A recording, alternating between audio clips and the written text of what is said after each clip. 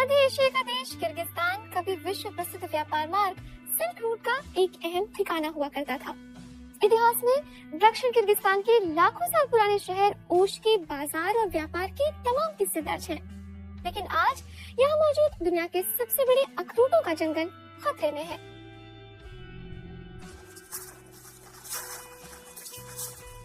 अरस्तान अली मटकादिरोव को अपने इलाके पर गर्व है।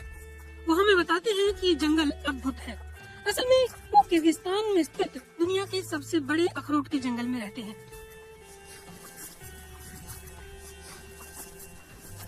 प्राचीन जंगल बढ़कर 30,000 हेक्टेयर में फैल गया है।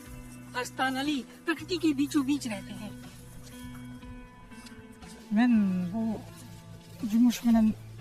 मैं तो बचपन से ही अखरोटों के बीच रहता हूँ। इसी की मदद से हम गांव में अपनी रोजी रोटी चलाते हैं। अखरोट की खेती हमारे लिए बहुत ही अहम है। ये हमारी आमदनी का मुख्य जरिया है।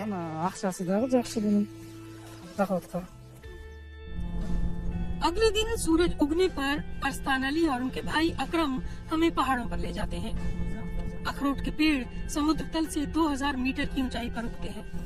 अंत में हम तियान शान पहाड़ी की तलहटी में पहुंचते हैं। दोनों भाई चिंतित हैं। पिछले साल अखरोट की फसल अच्छी नहीं रही। इस साल हालात कुछ बेहतर हैं, लेकिन बहुत सारे पेड़ों को नुकसान पहुंचा है।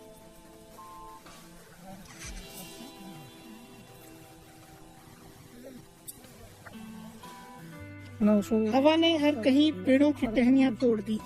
ये पेड़ काफी पुराने हैं, हमें नए पेड़ चाहिए। युवा पेड़ों की कमी किर्गिज अखरोट जंगलों की सबसे बड़ी समस्या है।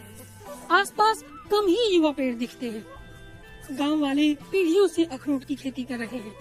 वे सरकार से खेतों को लीज पर लेते हैं, लेकिन वे अपने मवेशियों को भी जंगलों में चरने के लिए छोड़ देते हैं। मवेशी छोटे छोटे पौधों को चर जाते हैं, जो अगली पीढ़ी में अखरोट देते। अखरोट के पेड़ों को बड़ा होने और फल देने में 30 साल लगते हैं। अरस्तान अली बताते हैं कि पहले यहाँ अखरोट के घने जंगल हुआ करते थे, लेकिन जंगलों की बड़े पैमाने पर कटाई हुई है। हालांकि अभी इस पर रोक है, लेकिन रोक की निगरानी करना बहुत मुश्किल है।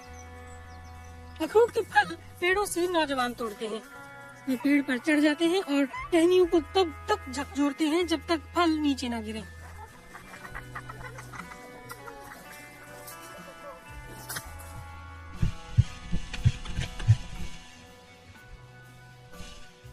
ये काम जोखिम भरा है, लेकिन है बहुत असरदार।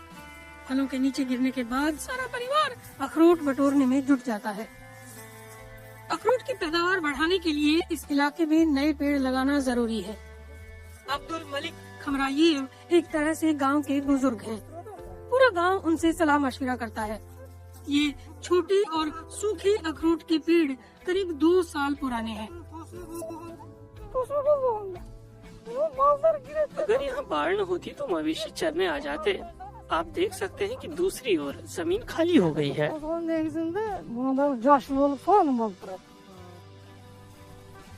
किर्गिस्तान के पर्यावरणवादी अंतर्राष्ट्रीय संस्थाओं की मदद से स्थिति को सुधारने की कोशिश कर रहे हैं।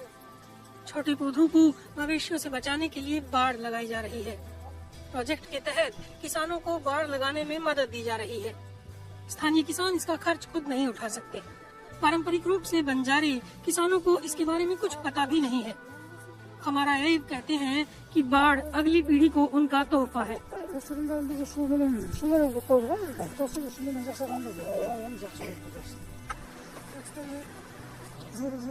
जाकिर खोचा किर्गिस्तान में जैव विविधता के एक्सपर्ट हैं।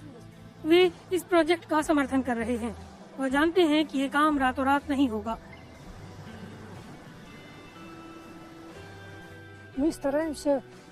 हम जंगल का इस्तेमाल करने वाले स्थानीय निवासियों के साथ संवाद करने की कोशिश कर रहे हैं। लोग जंगल की रक्षा करने और भविष्य के बारे में सोचना सीख रहे हैं। इसीलिए हम स्कूलों में जाकर पर्यावरण के बारे में बताते हैं। स्कूलों के अलावा हम मस्जिदों में भी जाते हैं ताकि लोगों का रवैया बदले। ऐसा बातचीत के बाद ही संभव है।